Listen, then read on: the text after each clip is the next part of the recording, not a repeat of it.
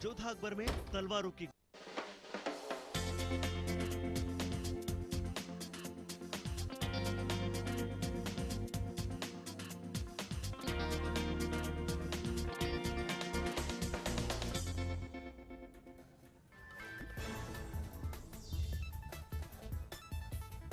चार राज्यों में चुनाव तिथि का आज हो सकता है ऐलान। चुनाव आयोग की दिल्ली में होगी बैठक।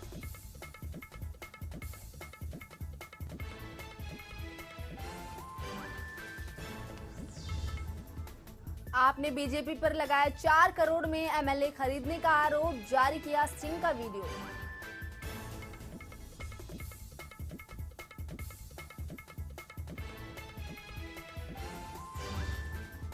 जम्मू कश्मीर में कुदरत का कहर, बाढ़ प्रभावित इलाकों से 23,000 लोगों को सेना ने बचाया।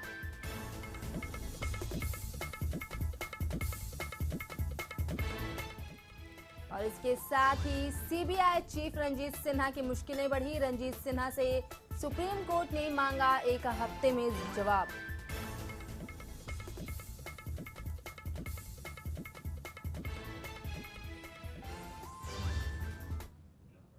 नमस्कार, मैं हूं सुधा सिंह। बुलेटिन में आप सभी का बहुत बहुत स्वागत है। खबरों की शुरुआत करते हैं। जम्मू कश्मीर में आई प्राकृतिक आपदा के छठे दिन भी राहत और बचाव कार्य जोरों पर है, मगर अब भी कई क्षेत्र जलमग्न हैं। प्रधानमंत्री मोदी ने जम्मू कश्मीर का दौरा किया। वहीं पीएमओ द्वारा जम्मू कश्मीर के लिए 2100 करोड़ की सहायता का ऐलान भी किया गया है। जम्मू कश्मीर आपदा पर पेश है हमारी एक खास रिपोर्ट। 60 सालों में पहली बार जम्मू कश्मीर में भीषण बाढ़। अब तक 220 लोगों की जानें गई। जम्मू कश्मीर बाढ़ राष्ट्रीय आपदा घोषित। पीएम राहत कोष से 2100 करोड़ राहत का ऐलान। जम्मू कश्मीर में पिछले 5 दिनों तक कहर बरपाने के बाद मौसम में अब थोड़ा सुधार हुआ, लेकिन तबाही का मंजर अब भी बरकरार है। बीते 60 सालों में पहली बार जम्मू कश्मीर में आई भीषण बाढ़ में अब तक 220 लोगों की जानें गई हैं। नरेंद्र मोदी ने भी यहां तबाही का सैलाब अपनी आंखों से देखने के बाद इसे राष्ट्रीय स्तर की आपदा बताते हुए जम्मू कश्मीर सरकार को राहत और बचाव कार्यों के लिए 1100 करोड़ पहले ही दिए जा चुके हैं और अतिरिक्त 1000 करोड़ रुपए पीएम ने यहां का जायजा लेने के बाद राहत और बचाव कार्य के लिए दिए। साथ ही पीएम राहत कोष से 1 लाख कंबल खरीदकर प्रभावितों में बांटने का ऐलान भी किया। पिछले 50 साल में ऐसी मुसीबत न आई हो, ऐसी मुसीबत जम्मू कश्मीर के लोगों पर आई है। जम्मू रीजन में मानव मृत्यु बहुत बड़ी संख्या में हुई है। ये नेशनल लेवल का डिजास्टर है और भारत सरकार पूरी तरह कंधे से कंधा मिला करके यहाँ की सरकार के साथ और आप सबके साथ खड़ी है। इस नैसर्गिक प्रकोप में अब तक 23,000 लोग सुरक्षित बचाए जा चुके हैं। भारत पाकिस्तान सीमांत इलाके से सेना और बीएसएफ के 180 से ज्यादा जवान भी यहाँ एयरलिफ्ट कर लोगों को बाहर निकाल रहे हैं। बिजली पानी के साथ संचार सुविधा पूरी तरह से ठप रहने के बावजूद घाटी में संपर्क नहीं हो रहा है। मौसम साफ होने के बावजूद मां वैष्णो देवी की यात्रा स्थगित कर दी गई।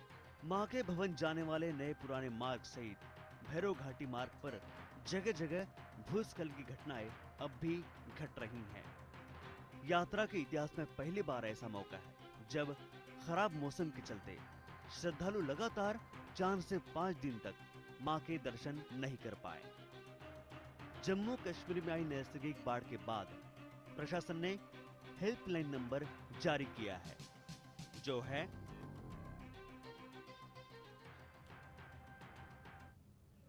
जन्नत में आई तबाही का मंजर इतना भयावह हो चुका है कि हर तरफ खौफ का मंजर नजर आ रहा है। जम्मू कश्मीर में अब वायुसेना के जवान भी मदद और बचाव कार्य में जुट गए हैं। वायुसेना के जवान लोगों को खाने का सामान और पीने का पानी पहुंचाने का काम कर रहे हैं। Actually, there are 2 types of operations that will have to be carried out. One is food and water drop, and second is the people who are in distress, who have been trapped. Delhi में सरकार बनाने के लिए भाजपा को एक अजीबोगरीब स्थिति का सामना करना पड़ रहा है। बीजेपी के दिल्ली उपाध्यक्ष शेर सिंह डागर पर आम आदमी पार्टी ने 4 करोड़ की रिश्वत की पेशकश का आरोप लगाया है। पेश है हमारी एक खास रिपोर्ट।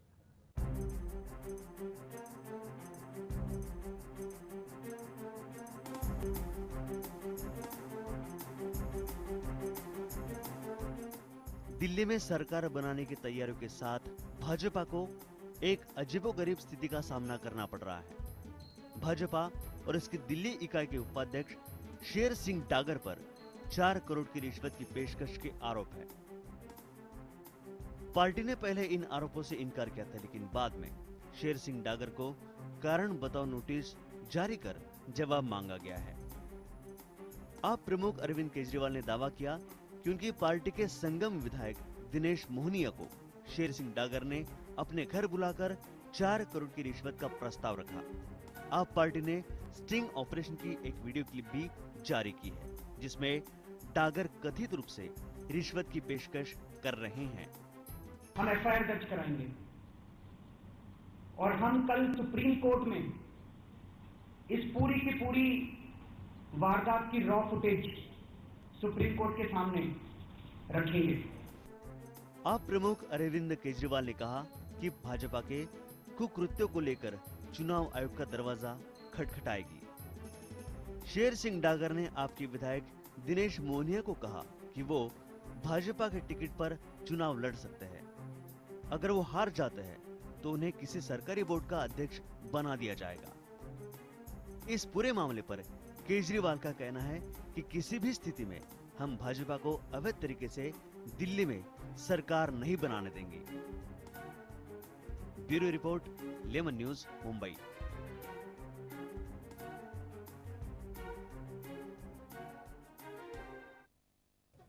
कहते हैं कि वक्त बदलते देर नहीं लगती है। ये बात पीएम नरेंद्र मोदी पर बिल्कुल फिट बैठती है। साल 2005 में अमेरिका ने नरेंद्र मोदी को वीजा देने से इनकार कर दिया था, लेकिन अब अमेरिका प्रशासन मोदी का स्वागत करने को बेताब है। अमेरिकी अधिकारियों ने इसकी पुष्टि की है कि मोदी की अमेरिका यात्रा के दौरान दोनों देशों के बीच संबंध कैसे मजबूत किए जाएं, इस पर चर्चा होगी।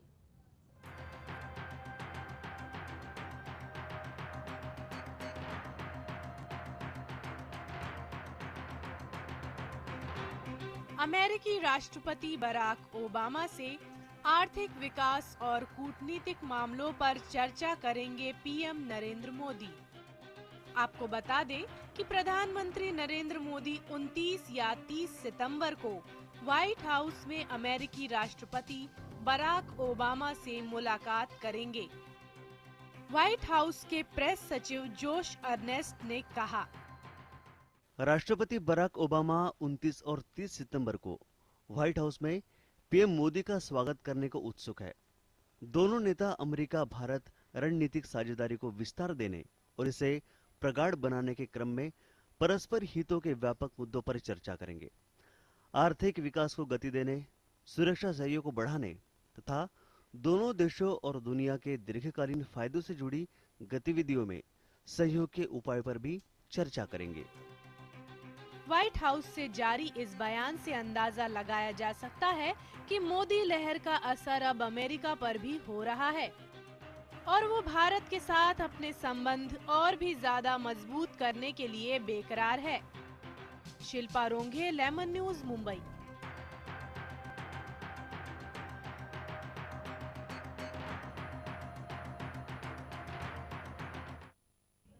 वहीं गणेश विसर्जन के बाद समुद्र तटों पर पड़े गणेश जी के अवशेषों की साफ सफाई की प्रक्रिया शुरू हो गई है। जुहू चौपाटी पर इसका जायजा लिया हमारे संवाददाता संजय मिश्रा ने। हम खड़े हैं मुंबई के जुहू चौपाटी पर। अनंत चतुर्दशी का दिन बीत चुका है। विसर्जन के ठीक दूसरे दिन का यह दिन है। समंदर के किनारे बड़ी संख्या में अलग अलग इलाकों से स्थित स्कूल के बच्चे, कॉलेजेस के स्टूडेंट्स, इसके अलावा एनजीओ के तमाम पदाधिकारी यहाँ पर पहुंचे हुए हैं। जिस तरह बड़े हर्षोल्लास के साथ गणपति बाप्पा का विसर्जन अनंत चतुर्दशी के दिन किया गया था, उसके ठीक दूसरे दिन का यह नजारा है। चूंकि छोटे छोटे बड़ी बड़ी मूर्तियां जो समंदर के अंदर समाहित की गई थी, वह सुबह होते ही बड़ी संख्या में बाहर दिखाई दे रही थी। प्लास्टर ऑफ पेरिस की बनी हुई वह मूर्तियां जो किसी लायक नहीं, अब सिर्फ और सिर्फ कचरों का एक अंबार कहा जा सकता है इस जुहू चौपाटी पर। वह जुहू चौपाटी जो देश की आर्थिक राजधानी मुंबई की एक सौंदर्यता कही जाती है।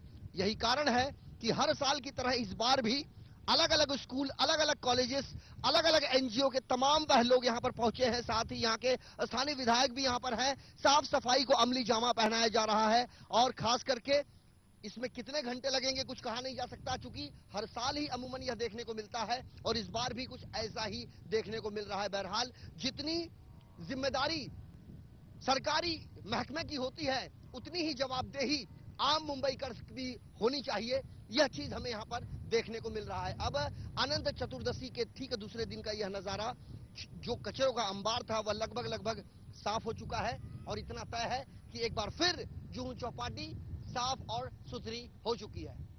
कैमरा पर्सन राजेंद्र पवार के साथ संजय मिश्रा। राजकोट में गणेश विसर्जन के दौरान 2 लोगों की पानी में डूबने से मौत हुई है। यहां के नाना मौवा का एक परिवार अपने ही घर में बिठाए गणेश विसर्जन के लिए गए थे और विसर्जन के दौरान ही ये हादसा हुआ, जबकि दूसरे शख्स की अभी तक कोई शिनाख्त नहीं हुई है। जो ये लड़का है ना, उसके घर ही गणपति का स्थापना की थी और आज उनके ही गणपति विसर्जन के लिए हम जा रहे थे और वहाँ 50 के 60 लगभग हमारी जनसंख्या थी। जो खाड़े थे उसमें जो उनके मम्मी पापा, उनकी बहन, वो सब हाजिर थे और वो गणपति विसर्जन कर रहे थे। गणपति विसर्जन के बाद वो ऐसे हुआ और पानी में गिर गया। पानी में वो लपस गया। जरा इतना पानी आ गया ना तो वो लपस गया। बचाने की कोशिश की और वो एक भाई को जो आता था वो जल्दी से कूद पड़ा। एक हमारे पास मोटर में जो दौड़ा था वो दौड़ा भी लगाया और उसको पानी से निकाला। 108 को फोन किया और निकालने के बाद तुरंत यहाँ ले आया सिविल हॉस्पिटल। तिहाड़ जेल में बंद सहारा प्रमुख सुब्रत रॉय को कोर्ट से राहत नहीं मिल पा रही है। उन्हें विदेशों की संपत्ति बेचने की अनुमति मिली है ताकि वे सेबी को 10,000 करोड़ लौटा सकें। पेश है हमारी इस पर खास रिपोर्ट। सुब्रत राय की रिहाई 10,000 करोड़ जमा करने पर। सेबी को रुपए लौटाने के लिए लंदन, न्यूयॉर्क के होटलों की बिक्री के लिए 15 दिनों की अतिरिक्त मोहलत। भारतीय संपत्तियों को बेचना सहारा के लिए अनुचित। सहारा प्रमुख सुब्रत राय निवेशकों के 24,000 करोड़ रुपए न लौटाने के मामले में मार्च 2014 से जेल में है। सुप्रीम कोर्ट ने रिहाई के लिए 10,000 करोड़ रुपए सेबी के पास जमा करने की शर्त रखी थी, जिसे जुटाने के लिए समूह को संपत्तियों की बिक्री करनी है। सुप्रीम कोर्ट ने सहारा समूह के प्रमुख सुब्रत राय को होटलों की बिक्री सौदा पूरा करने के लिए 15 दिवसों का अतिरिक्त समय दिया है। दरअसल लंदन और न्यूयॉर्क की 3 होटलों के बीच सौदा अंतिम चरण में था, जब खरीदार ने इसमें रोड़ा अटका दिया।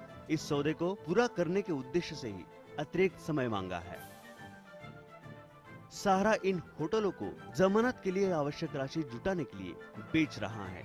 इसे देखते हुए अदालत ने बातचीत की प्रक्रिया को जारी रखने के लिए समूह को 15 दिवसों का अतिरिक्त वक्त देने का फैसला किया है। सुब्रत राय की तरफ से अदालत में प्रस्तुत वरिष्ठ अधिवक्ता एस गणेश का कहना है कि समूह के लिए अपनी भारतीय संपत्ति को बेचना फिलहाल अव्यवहारिक है, क्योंकि देश में रियल एस्टेट कीमतों में जून से तेज गिरावट आ चुकी है। साथ ही कोर्ट का निर्देश भी है, इन संपत्तियों को बाजार दर से नीचे नहीं बेचा जा सकता। Bureau report, lemon News, Mumbai.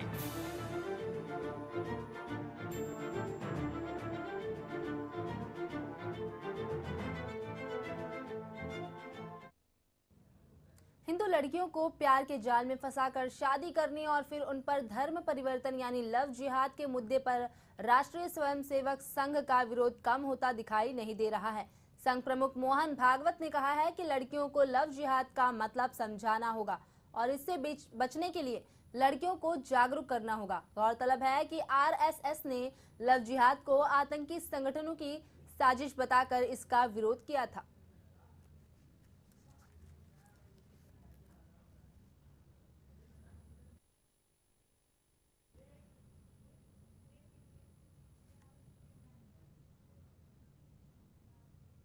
इस बुलेटिन में वक्त हो चला एक छोटे से ब्रेक का, बने रहिए हमारे साथ।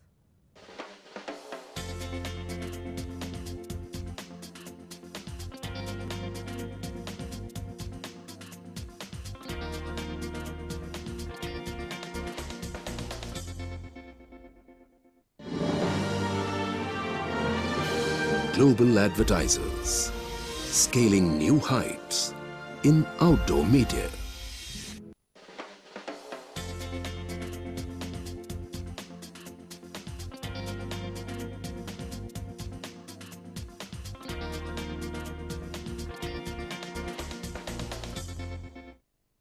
ब्रेक के बाद आप सभी का बहुत बहुत स्वागत है। मुंबई हमले के आरोपी हाफिज सईद से पाकिस्तान में जाकर मुलाकात करने वाले पत्रकार वैदिक प्रताप एक बार फिर विवादों में है। पेश है हमारी इस पर ये खास रिपोर्ट।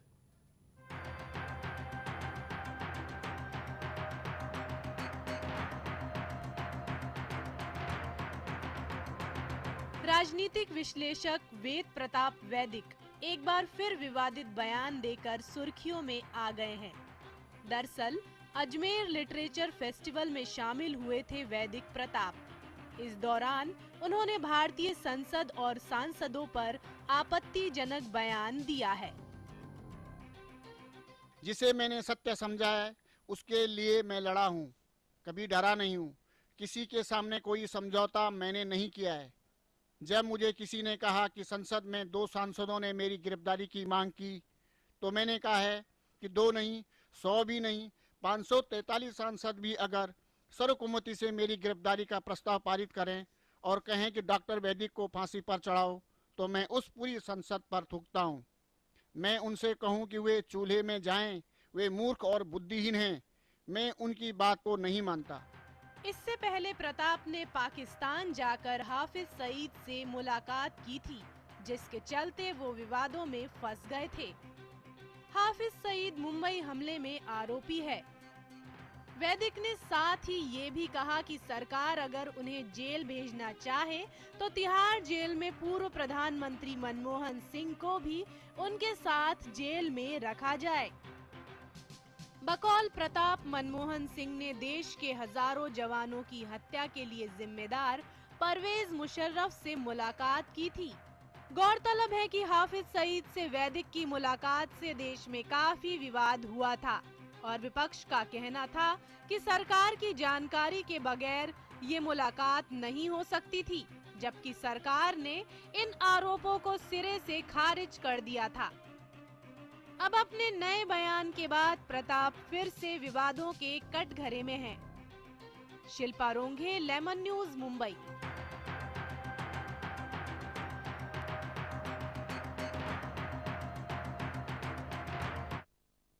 अमेरिका संस्था वन का अनुमान है कि हर साल भ्रष्टाचार की वजह से करीब 36 लाख लोगों की मौत होती है। इसकी वजह से सालाना 10 खरब डॉलर से ज्यादा पैसा गरीब देशों से बाहर चला जाता है। भ्रष्ट गतिविधियों में गुमनाम कंपनियां और काले धन को सफेद करना शामिल है।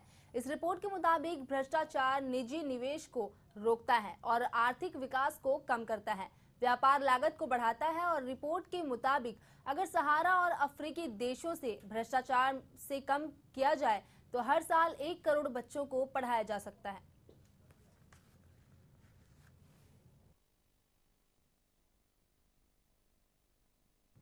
हाल ही में आरजेडी सांसद पप्पू यादव से पत्रकारों ने भ्रष्टाचार पर प्रतिक्रिया देने के लिए कहा, तब उन्होंने भारतीय कानून व्यवस्था पर विवादास्पद टिप्पणी दे डाली। आइए देखते हैं क्या कहा पप्पू यादव ने।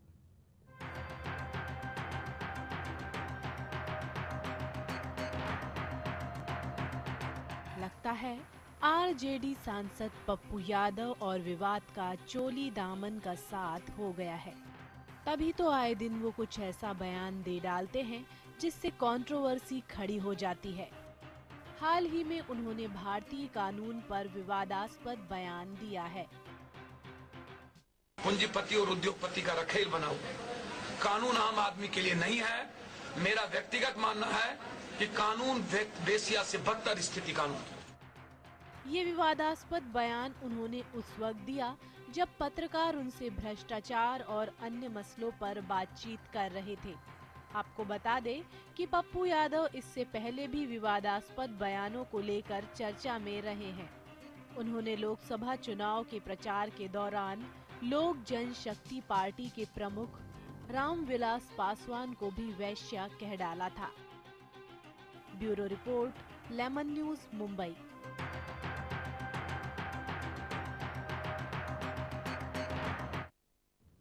बढ़ते हैं अब एंटरटेनमेंट की खबर की ओर। लगता है बॉलीवुड के किंग खान अपनी new year film happy new year को हिट बनाने में कोई कसर नहीं छोड़ना चाहते हैं। तभी तो इस फिल्म के लिए उन्होंने खास तौर पर अपनी बॉडी भी बनाई है।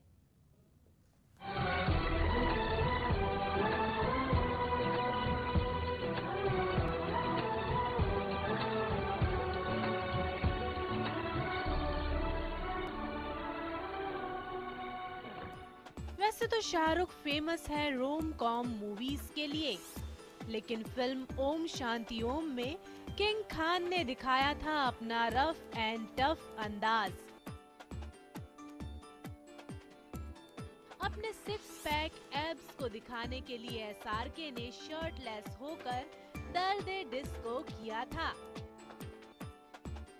लेकिन उनकी new film happy new year में उनके 6 नहीं बल्कि 8 पैक एब्स दिखाई देंगे।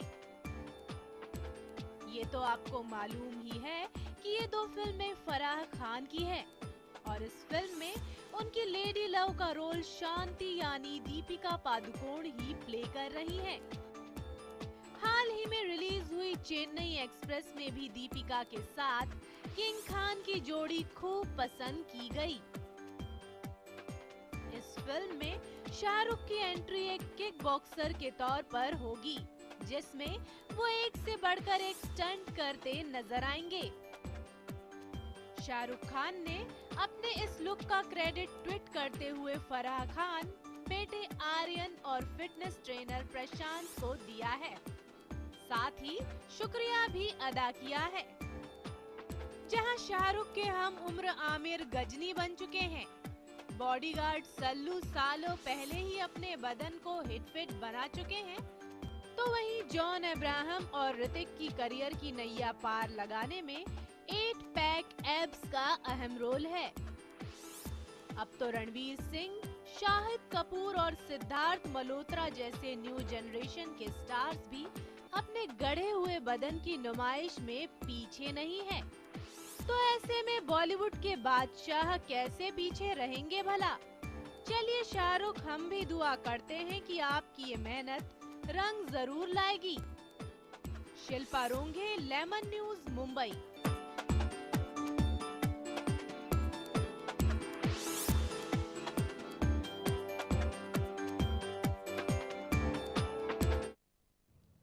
हाल ही में हुए वेनिस फिल्म फेस्टिवल में चैतन्य तम्हाने ने की फिल्म द कोर्ट को पुरस्कृत किया गया। इस फिल्म को लॉयन ऑफ द फ्यूचर से नवाजा गया है। ये फिल्म कोर्ट रूम पर बेस्ड है। ये फिल्म कई भाषाओं में बनाई गई है। ये अवार्ड फिल्म की कहानी को अलग और नए तरीके से कहने के कारण दिया गया है।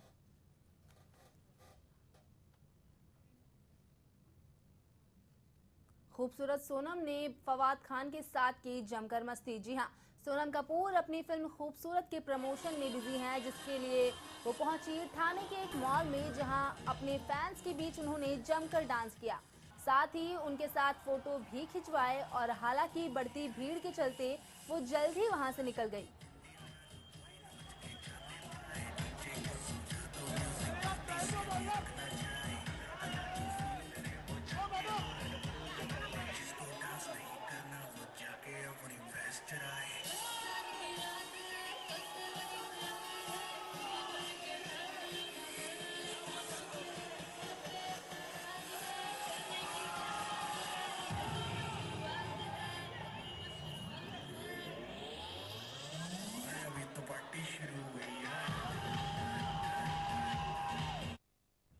इस बुलेटिन में फिलहाल बस इतना ही। मुझे दीजिए इजाजत। नमस्कार।